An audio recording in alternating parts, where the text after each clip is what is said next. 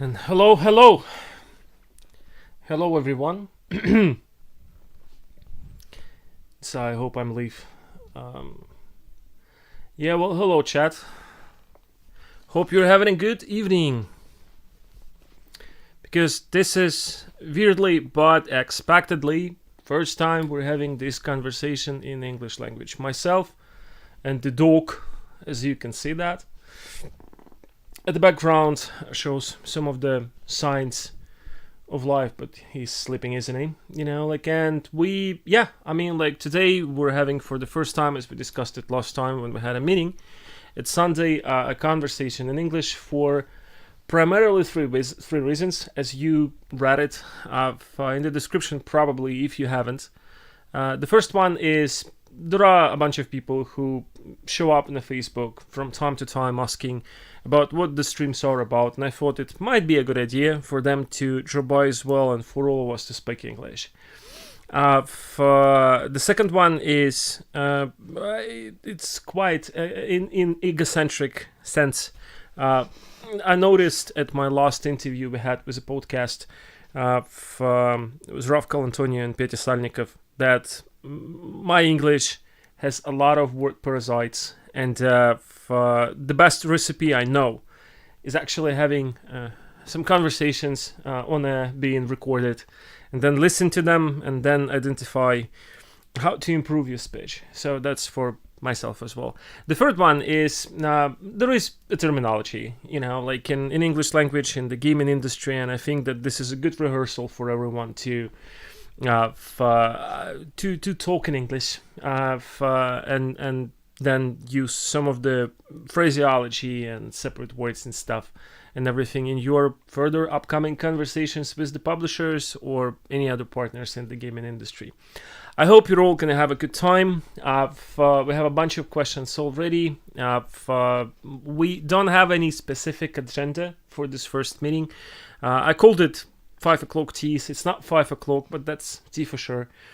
So feel free to shoot any questions that you might have, and we'll be super happy to discuss them. Today in the chat, to keep to the traditions, we have Adret Workshop, Dmitry Kowalkin, Albert, Dmitry Kraut, Karabin, Eternal Evil, Dmitry Nazarov, Ilya Harin, Igor Cherняев, Alexander Shepkov, Hunter on Tost, Dmitry Melnikov, Adil Surkerov, Hunter on Tost again, Vitaly Klimenchov, Space U, Dansky, everyone. Hello everyone, we have 24 people at this chat. Once again, reminding you, if you have a question, the best way to put them and to the chat and for them not to get lost is to write a question in a caps lock with a semicolon and then the text of the question, or you can just mark me by the name and make sure that the question follows. And what do we have for the starters?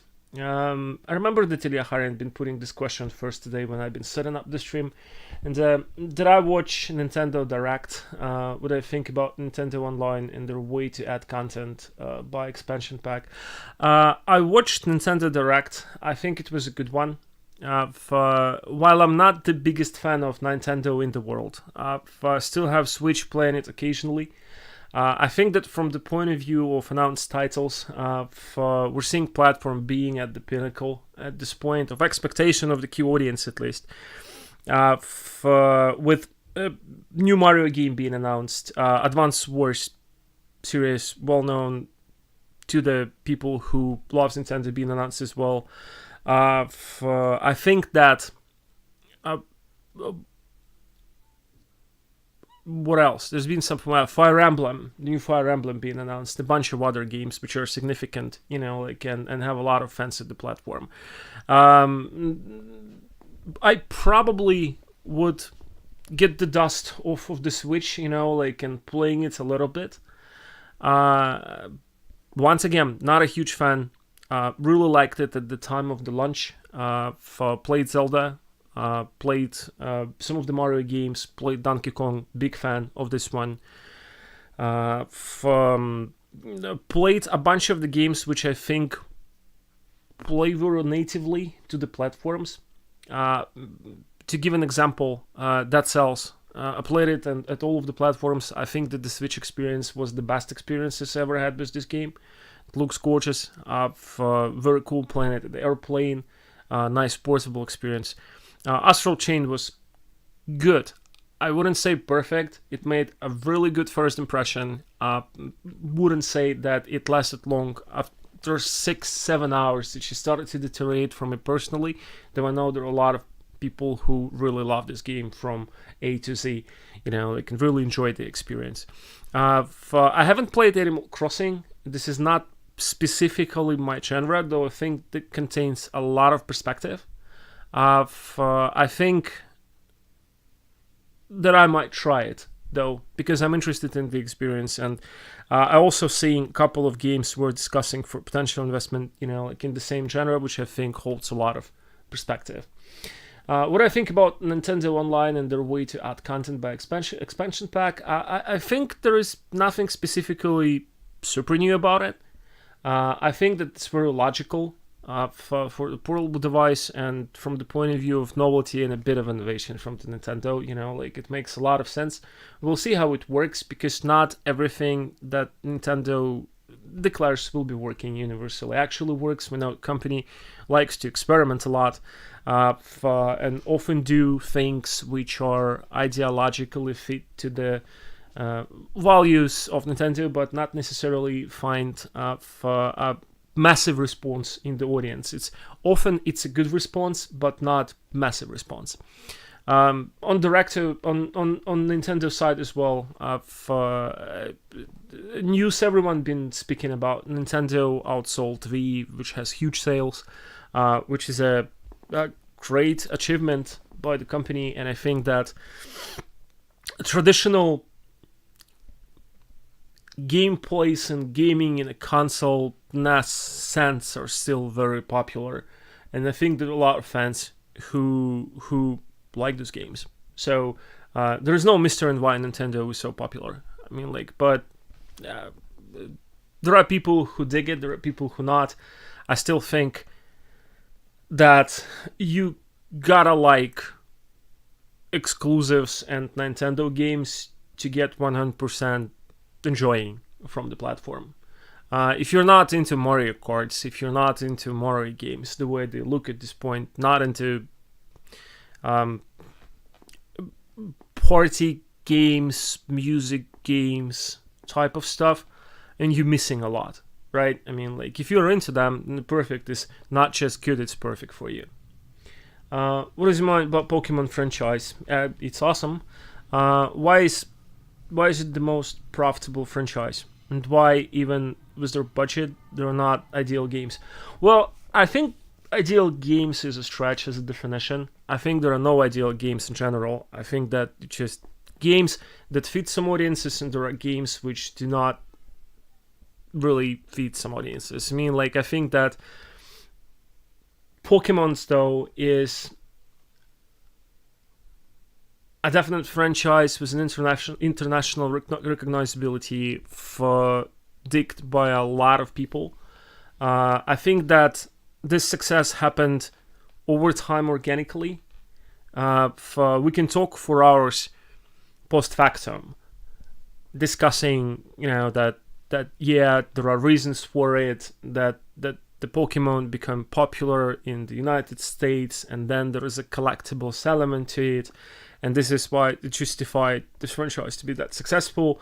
But in reality, you cannot really dig into what exact set of circumstances launched some of the franchises to be popular as they are, because it's a super complex context and the combination of time, space, people's interest, zeitgeist, for competitive landscape, how the things unwrapped, media coverages,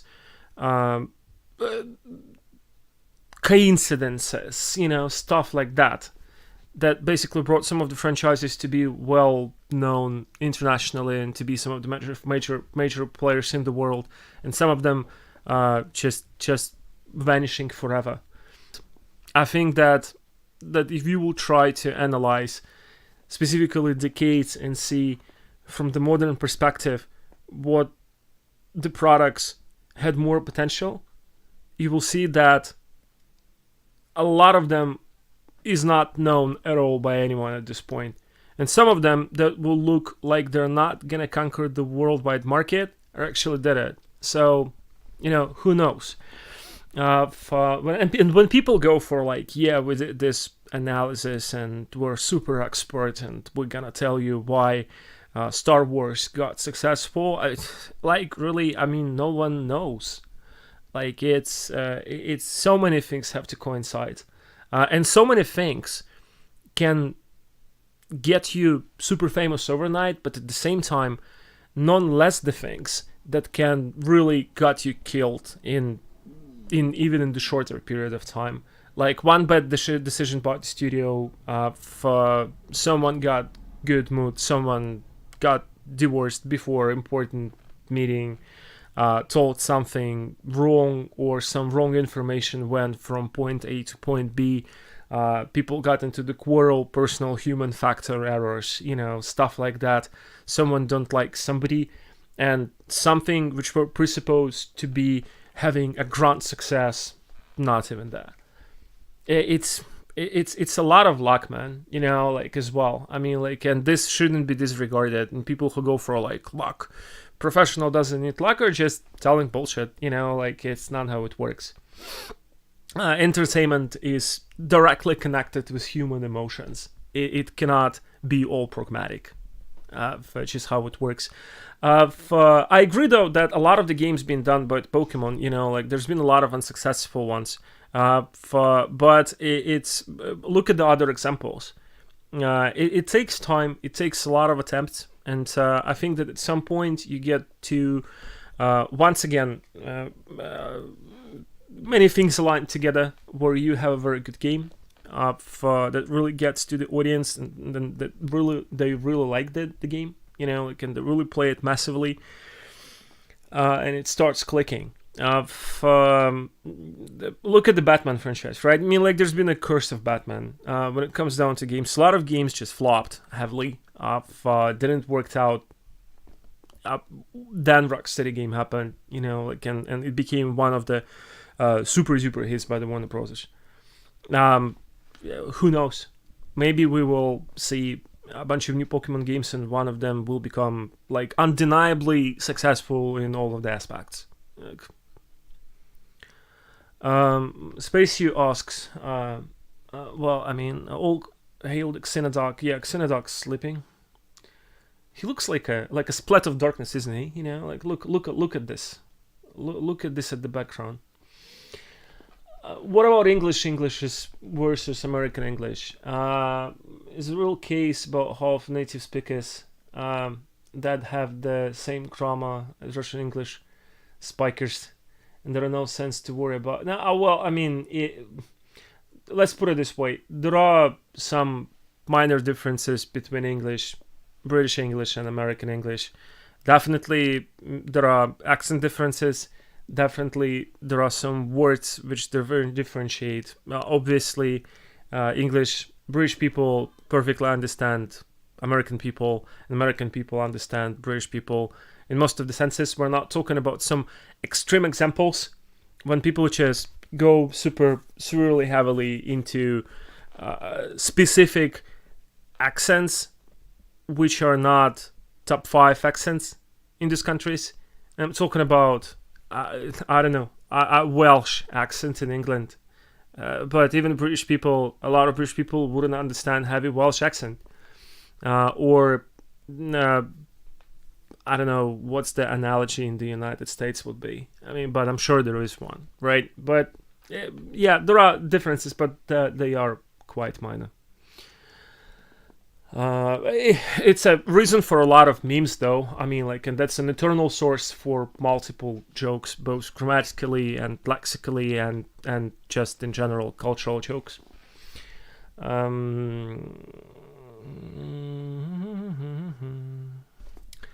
Next question is,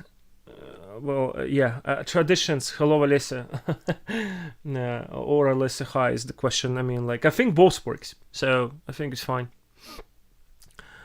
When would I have more developers from Stalker for an interview? Space, you asks. As you noticed, like I do not really do a lot of interviews at this point. It made a lot of sense when we had the contest going on, and it's been a part of those activities. Now, currently, it's just too much hassle. I'm heroically trying to get a couple of people and to make myself to actually perform to my promises and record a couple of interviews about the game design, the level game design, and this is still coming, but it takes an effort. I mean, like, and I think it will be just recording from the Zoom type of the video, not best in the quality, because some of the interviews that's been around the contest time last year, year before the last year at this point, is actually something which been done and then professionally edited, by the person who's been dedicated to this, and hence the result. I'm not really sure that anyone from the Stalker team are keen to provide any interviews at this point, because they're like super busy trying to get the game done by December. But if there would be an opportunity knocking, I would definitely use it. So I'll keep this in mind. I'll keep in mind that there is an active request for it. Let's put it this way. Someone need to translate all our memes about British Telecom. And trust me, Arjred, there are thousands of jokes about British Telecom in England. It's a layer of jokes. It exists. It's a thing. A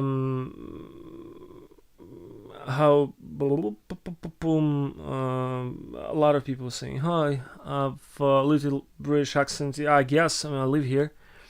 You have set up notifications well now. I suppose your online audience will increase. Thank you. I checked this out, and thank you for a heads up about the children's content. I think that some of the older videos had it, and I think I fixed it. But if anyone would have more issues about potentially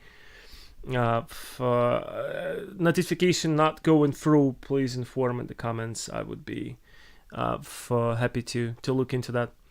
What a pleasant surprise, stream in English. Yeah, that's what we're trying to do here. We're trying to check if this format sticks. If it will, then great. If not, well, we'll come up with a new format. I think Pokemon made a lot of mistakes, but it still is active. I think that a lot of successful games that have this one super killer core mechanics and feature have a lot of minor mistakes and non-polished elements, and that's quite normal. I think it's also associated with the way how those games are developed. When somebody has an idea, they like super 100% believe that, and they're accenting it and focusing it through the whole cycle of development, trying to get it as soon as possible for people to check if it works, right? It's for a lot of things just get oversighted. This is smaller things, but I think it's alright. I do realize that there are situations like we discussed with the Cyberpunk, and some of the games that get launched in really underdeveloped state. That's an issue. But I think that having few bugs here and there and the release is totally fine. I don't consider that to be a super issue. I think that the game should be playable. I think that the game should be enjoyable. I think that the game should be delivered with the respect to the gamer. But the larger the game, the larger the probability of some mistakes being done. You gotta comply to this fact. You It's just how it works. Looking at the dog comes to mind. The song "Wonderful Life." Yeah, well, nice dog. Yeah, thank you. I mean, like he's an adorable bastard. And I really love him. You know, it's a beautiful dog. What's your favorite English books? A bunch of them. I mean, I think that after moving to UK 5.5 years ago, half of the books I'm reading are in English, and half of the books I'm reading in Russian. I really like Neil Stevenson, like all of it, and you know, this passion I read him both in English and in Russian. I really like China Millville, some of his books in English, because like the level of his wordsmithing is beautiful. It just reads amazingly. You know, it's a feast of the words. Like Stephen King, actually, his style is super recognizable, and it's easily read, but it still produces this level of professional tension. You know, like where I'm a little bit envious as well. You know, where I don't really understand what it takes to write like Stephen King does. Well, I guess publishing successful book 2 times a year for many years, that's what it takes. But writing in so much of an understandable and simple manner, and at the same time with so much eloquence that it's very enjoyable, is a super skill. Because now there's a lot of writers who just go and overcomplicate the structure of the writing, and it almost looks like a prose show-off contest. This is not hard. That's it. Not hard. It's just buying yourself a dictionary, reading a lot of very long, intimidatingly sounding words, and then just start putting it all around your sentences. And don't end sentences quickly, you know. And then you have this. For like having the skill, you know, like to write professionally as King does, in a very simple, understandable manner, still so greatly, you know. That's the level. That's super ass level. Couch xenomorph again. Say good boy to Jack. Jack is a good boy. He's sleeping. Yeah, I mean, like, and I guess that's all for the current questions. Feel free to ask about the industry and stuff and everything. We got to 30 people on concurrent, 22 likes. Almost the halfway done. While you guys coming up with questions, I guess I will share some of the news. I mean, like, it's on the gaming side. If you haven't played Sifu, I seriously suggest you do. It's a unique game from the point of view of the mechanics, and from the point of view the game is really structured. Played yesterday for about 6 or 7 hours.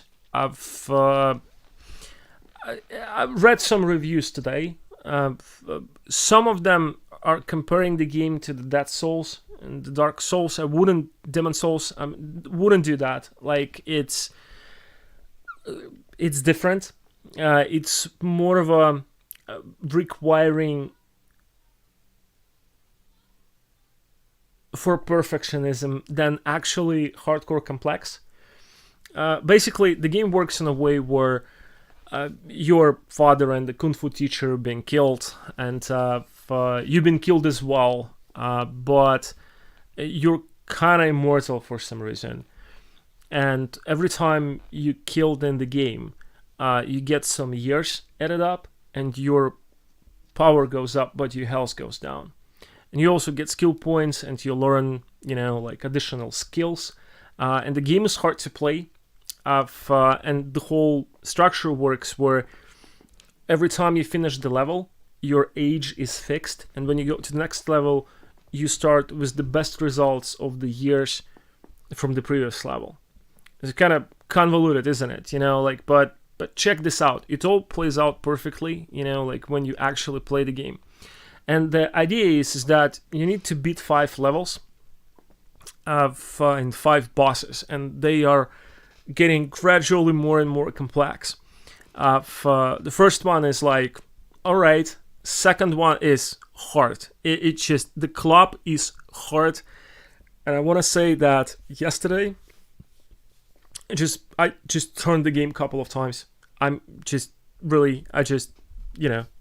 turned it off because I started to get super nervous because it went so irritative.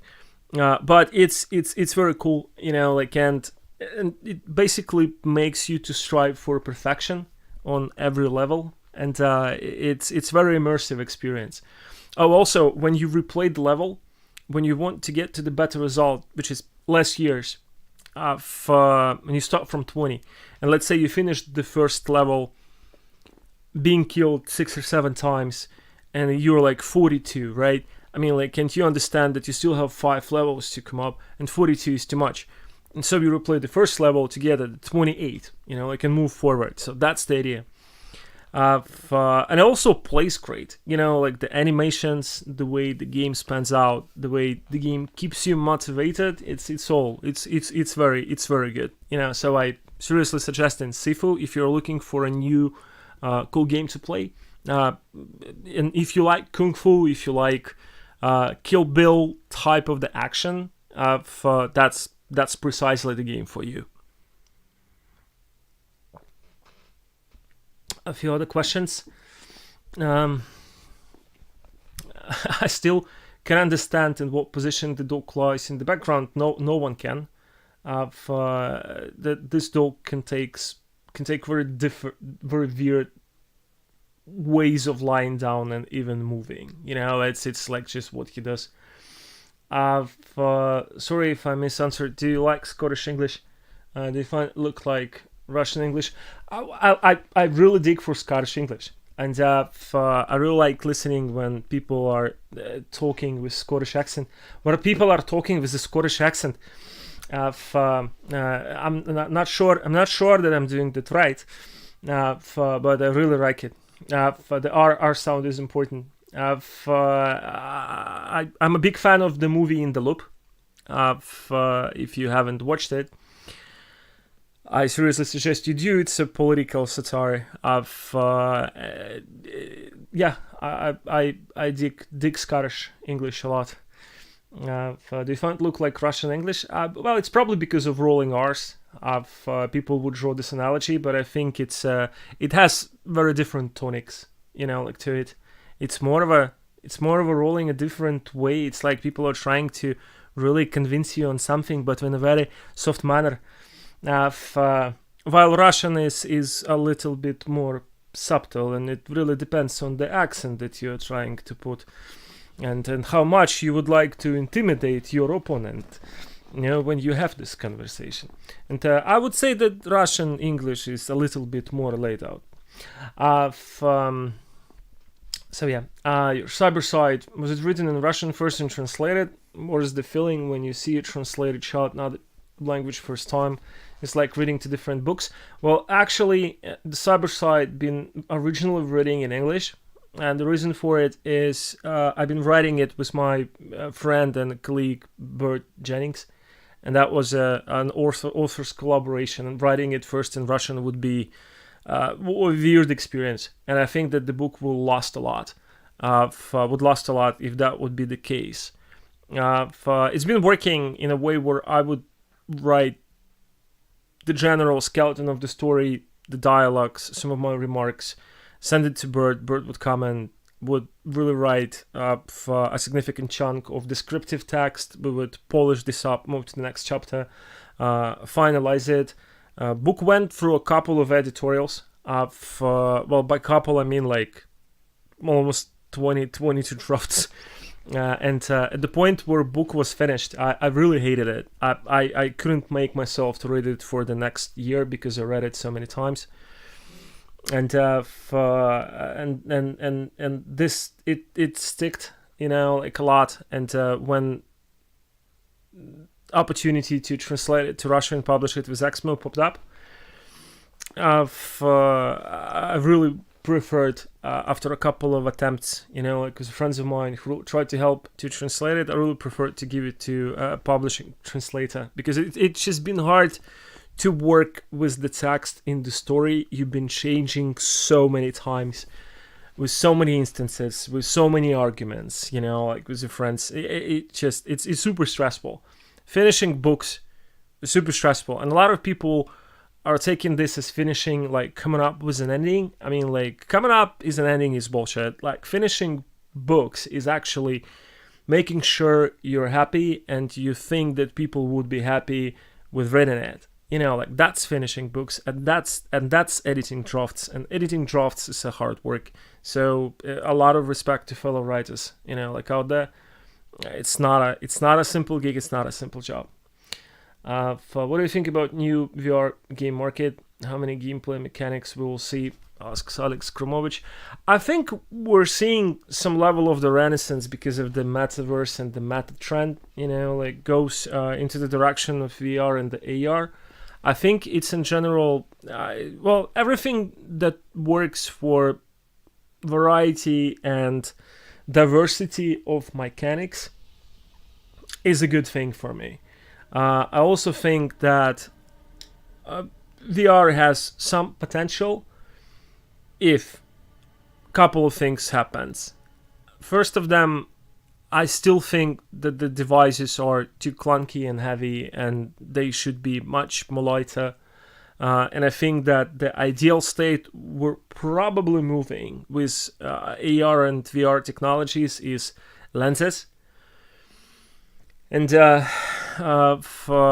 but there's a way to go over there. I also think that lighter and more convenient devices, wireless devices, is a way to make it more popular and comfortable. I think that the distribution market is still low as well, but I think it's heavily gets saturated by the fact that the Meta, former Facebook, what a stupid thing it is, isn't it? Like, to rebrand your company and make everyone in the world say it. I literally quote it: Meta, previously Facebook. It's the shittiest name ever, to have it in 3 words: your previous name, your new name, and the goddamn word previously. Just horrible. But sorry, I mean, like, and I think that will positively influence, at least from the point of view of money and budgets that go into the VR developer, to saturate this new large ecosystems with the new and fresh experiences. So there will be some good stuff going on. Let's put it this way. From the point of view of specifically mechanics, I would say that social angle stuff, anything that goes for this kind of entertainment, not competitive, exploring social, I would say this angle would be dominant in my opinion. But yeah, no, I mean, it's the biggest question here is how soon non-invasive neural interfaces would be introduced to the market, how will they look, and how they will be distributed, because they are the very native competitor to an effort and to the product proposition of the VR and the AR, which is immersion. What did you watch this week? I watched Richer. Richer is awesome. If you haven't watched it yet, I highly suggest you do. I watched it in one go, all 8 episodes. Much better than previous installations with the Tom Cruise, if you're familiar with the Jack Reacher originals. But Tom Clancy, like, you'll see it. It's kind of close. At least the main character is kind of close. He's a big, not very super talkative, smart dude who can kill people in multiple ways and at the same time can win fortunes with his intellect at the stock market. Jack Reacher is an American James Bond, right? I mean, like, and that's the thing, like, it's an attempt of put it on the screen as a Tom Cruise character. It was a horrible mistakes and a blow for the franchise, in my opinion. You know, like I think for the current version is much more better. You know, like I think it's very good. It also gets the season 2 is coming as well. Almost immediately, season 2 is coming. It has a very good response from the audience. I also like how Richer is basically by the structure your every movie from the 90s. Because if you would think about it, this whole hero goes into the town, some batshit crazy bad stuff going on there. Some of his friends get dead, but he assembles a mighty bunch of other characters, and at the end they storm the enemy's base. It's like every movie from 90s. You know, like Commando, Cobra. Yeah, that's Richer. That's like no spoilers, but that's just how this TV series works, and it's perfect. Very politically not correct on the edges as well. I'm surprised that some of those remarks being not redacted, you know, but just watch it, you know, it's very good. Yeah, too much cow food, you know, that's just could you please translate язык выкидывает коленца? I was literally enchanted with beauty of this recursion. Language jumping over hoops, language pulling tricks, I guess is the closest one that come to mind. But you know, it's phraseology is a bit, isn't it? You know, there are no direct analogies. I mean, if you look for long enough, you can find a really good substitution in almost every language, which would be very close by the feeling of and. It's not about the knees, because you know it's about language pulling out tricks in you, right? I mean, like it's basically this sense, and for pulling tricks or for going nuts, or it has much better phraseological synonyms. You know, like another euphemism that probably could be used in this context. So. You know, like I think that someone can come up with with something better than I did. Yeah. What else? I tried to watch. I mentioned this. I still think that All of Us Are Dead is one of the best movies in the TV series about zombies in a very, very long time. I think that the Korean TV is actually doing some very cool stuff at this point. I think that it's what I really like.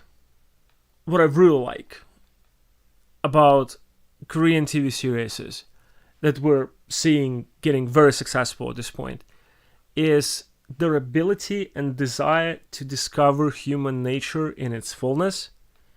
Like with all of the good stuff, but with all of the darkness and shady stuff, you know, it's just showing that people could be, well, quite bad dark creatures, you know, like when the circumstances push them to this level.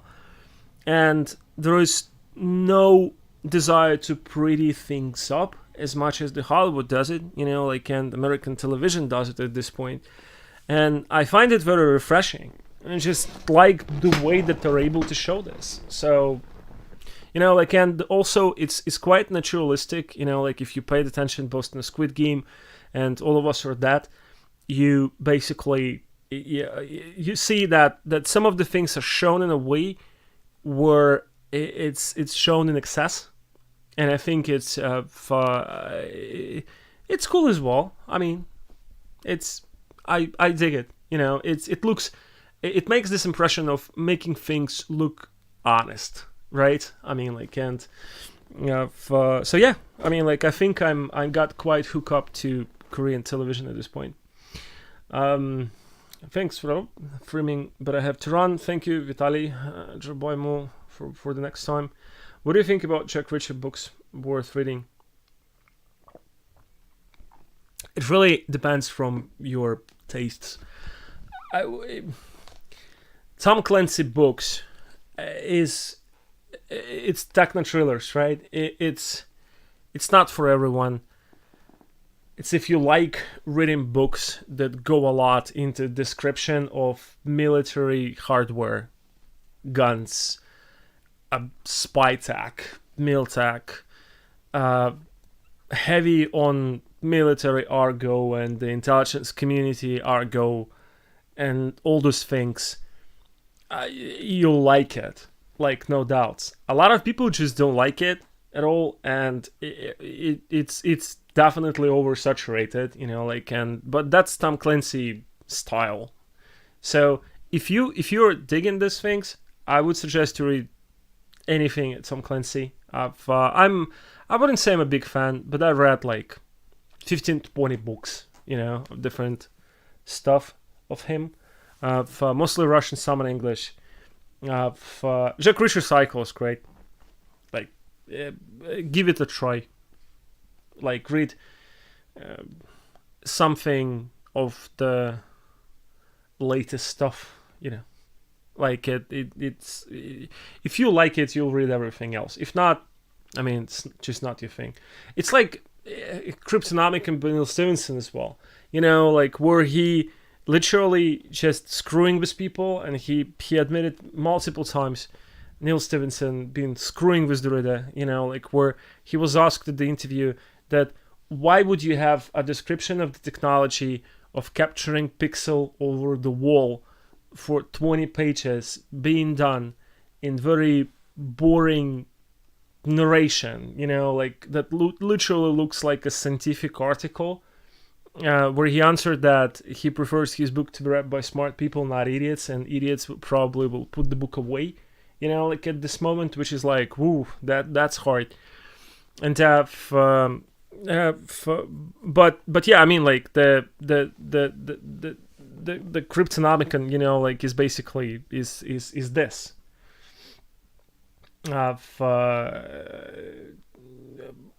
What Alex Grimo was saying for English learning, I think it's good in light text. I would agree here. I mean, like it's, we discussed it multiple times. People have been asking, about like how did I been learning English, like and the stuff. And that mostly been a big motivation. Used to be of video games, books, and movies. Then university, and then a lot of practice with my colleagues in the United States and then in Britain. I'm fine.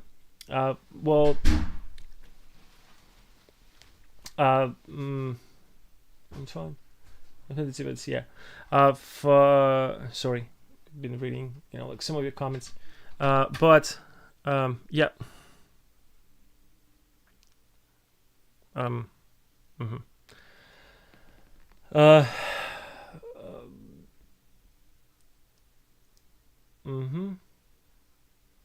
Yeah, sorry. Lost the train of thoughts. Yeah, I mean, like it's reading books that you want to read or watching movies with subtitles you want to watch is really helpful, because you can increase your like amount of words that like you can work lexic, and plus mind is structured in a way where you hear a lot of patterns of being repeated multiple times. It kind of starts to help you with the flow of your language. So you would not be talking perfectly grammatically, but you will natively and almost subconsciously use some of the constructs that you heard before, and that's super helpful. So I definitely suggest, like to read and watch and play stuff that you like in the original English language. Do I have favorite game of all time? It's a hard question.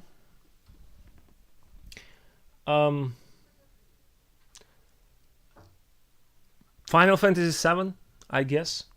I think so. Yeah, I think by all means Final Fantasy VII is a top number one game that took so many hours from me. Back in the day, I played a couple of times. But it's once again, it's a very hard question, because uh, I mean, I definitely have a favorite game in every genre, and I think it's dozens of them. Like like many games. It's hard to say. I think that I also had favorite games at different age, because some of the games I've been playing like super a lot. Like back in the day when I was in my 20s, I probably wouldn't play them so extensively at this point. Yeah, and some of the games I'm digging right now, I wouldn't play them back in my 20s.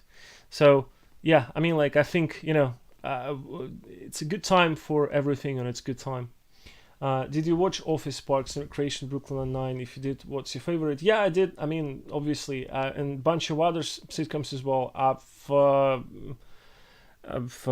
Big Bang Theory, first 6 or 7 seasons are really good. Brooklyn 99 is my favorite from the ones that you have on the list. Office is great. I For some reason, I've really missed this whole thing about Parks and Recreation, and I tried to watch it much later, and it didn't really work out for me. But I might give it another go. Sitcoms are great.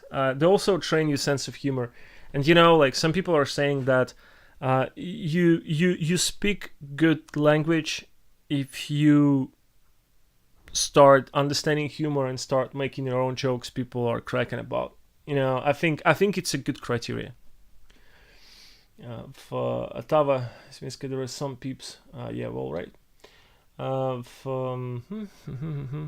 Look a little tired. Yeah, I mean, it's been a crazy week, guys. It's I might look a little bit tired because like it's just been so many things going on at the same time. But most of them are positive, so it's good tired. Like I need to practice in language myself too. Final Fantasy VII Remastered version, good for your test. Is it fresh in 2021? It's a different game. I mean, I really enjoyed it. I played Final Fantasy VII Remastered immediately when it was relaunched. I think it's brilliantly done, but I think it's a different game. Like with the same characters. And there are a bunch of other examples as well. I mean, like based on the same franchises, there is Yakuza, right? And there is Injustice, and there is a Yakuza-like Dragon, which is a completely different game. I kind of enjoyed it, but it's not the game from that series. So it's expand to the franchise. Though, by the way, same with the Persona of the latest Persona game, which is great as well. I forgot the name of it, but it's not my thing to play, basically. Yeah, what else? What else on the plans? By the way, we will be having the stream at Sunday. I haven't come up with the topic yet at Russian. We are planning to have 2 streams in the next week, and I think that they will take place at Saturday and Sunday. Not sure yet, but I think that's the days. We are having Sunday review next Sunday, which I will announce probably tomorrow at the community section of the channel. So if you have games in the development that you would like to show and for us to discuss it on the stream, please send them over. The format is as we usually do that. Name of the game in development, link to the gameplay for 5 to 10 minutes, not more, please. If you have a teaser, send a teaser. Short description of the team and the game would be a great plus as well. We will choose 5 of them, and then we will be providing a 10-minute reviews for each of these games, maybe a little bit longer, to potentially assist you with some feedback, expertise, and all of the other people at the channels would be there as well to watch and comment. So we'll do this. I remember about level design stream, and like I mentioned, I'm heroically trying to get myself together, to get this organized, and once I will, and I will eventually, like we will have it. Just those kind of streams takes a bit more of a preparation, and it's been crazy busy couple of months. With all of the great things happening, cannot talk about most of them at this point, but they will be announced soon as well. So I've totally worth it. Well, alrighty, and we were getting to the last 10 minutes of the stream. So if you have any other questions, please shoot. I would be super happy to answer them and call it a day, eat something, and probably go and play Sifu as well. Like a little bit more of the Sifu. There was so many disasters in the industry along last few years with major AAA studios and with new games in message retracted.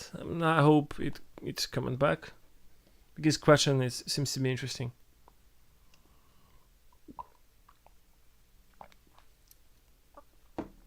But yeah, last year been heavy, and the current year is heavy as well. And there are multiple reasons why it's all shaking. The major of those reasons being there's a lot of new, fresh sources of capital in the industry. And there is a lot of alternatives for people who's been working in the same places for many, many years. And with this alternative set the market, these people stop compromising with stuff that they didn't appreciate it at the previous working places and went for better opportunities. I think call it the major thing. Other reasons are world is changing, industry is changing at this point, and some of the old school managerial large corporate approaches just don't work at this point. Because look at the reason A, more alternatives. Yeah, I mean, like, they had to be changed, but unfortunately, Zebra rarely changed the stripes, and that goes for a lot of corporate managers. And here we are, stuck in a systemic crisis in the AAA segment, with a lot of games being complete and utter shit for the last year, unfortunately. Stuck in between things.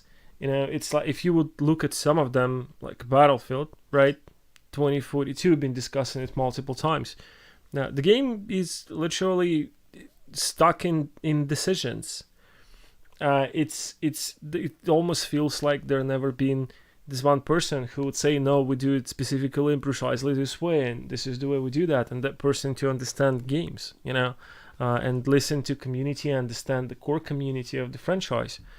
For some reason, we got half-baked,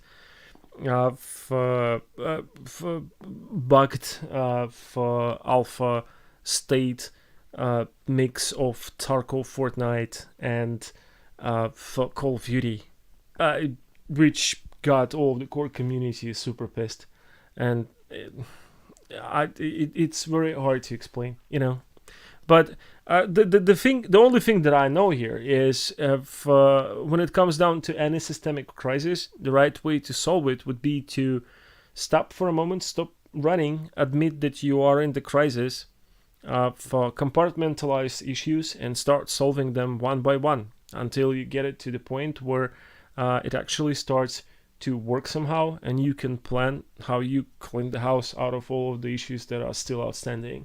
That's universal. That's like 101 risk management. And unfortunately, the other tactics that we see in place, it's just close your eyes and deny any mistakes that being done, and play this make-believe game where people are like, just now, if I would not recognize it happened, it never happened. Unfortunately, that leads to much more dire and serious consequences than some of those companies are already at. I mean, and We'll see a lot in this year. I mean, like, it's not gonna get. I'll put it this way. In my opinion, it will get much worse before it gets better in this segment. So we'll see. There are so many, possible people scared to make sequels, and then I think that it's much safer to make a new IP every time.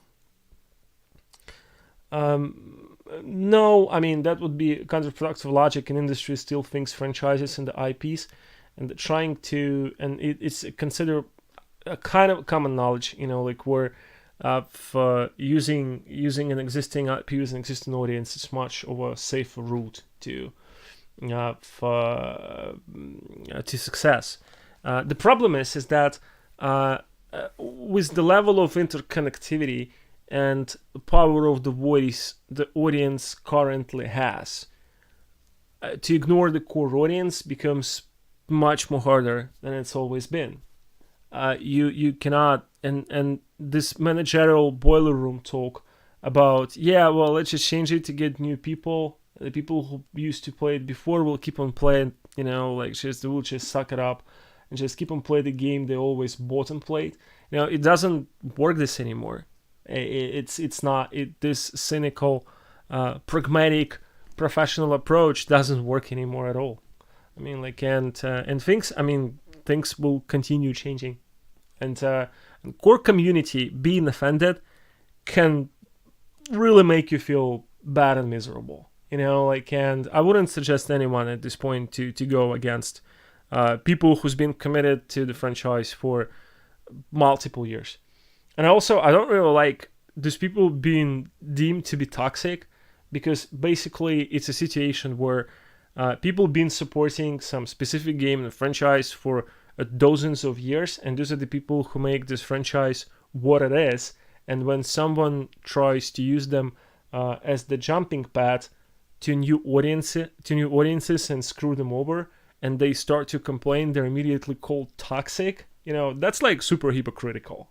That's like super hypocritical and hard to find words, like to define the level of shit in this behavior.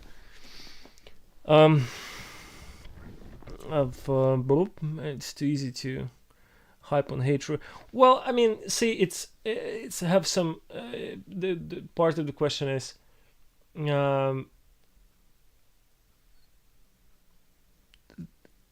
web culture state.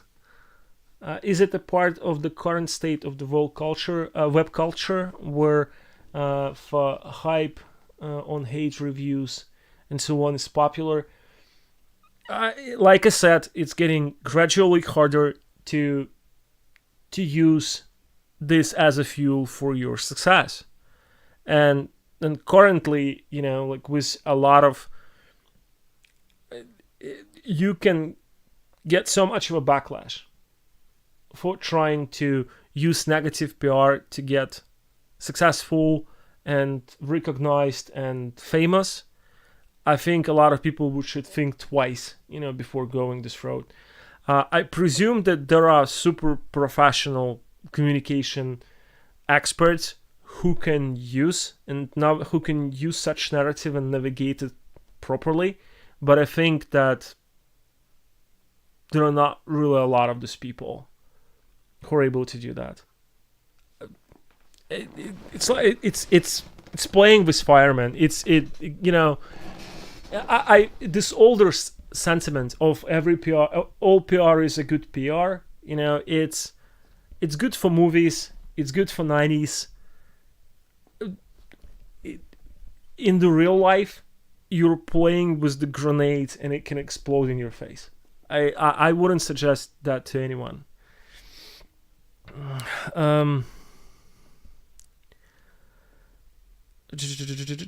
Thanks. Did you like this experiment? I kind of lost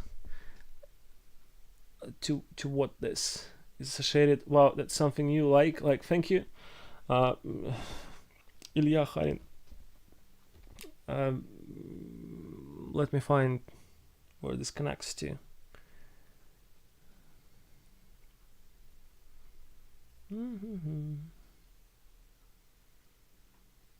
I don't get it. Sorry, I kind of lost it. Like the question is thank you. Did you like this experiment?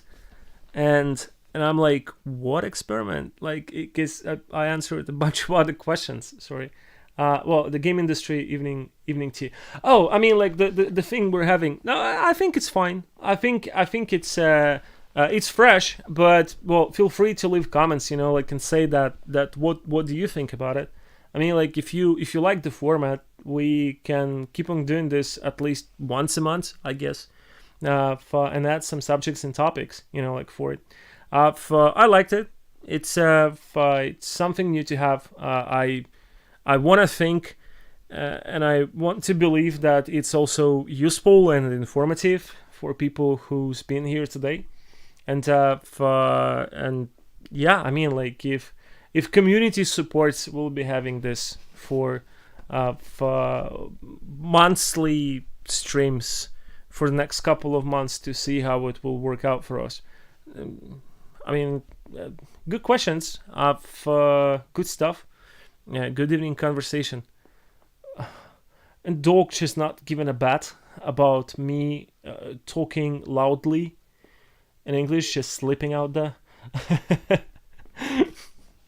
Yep.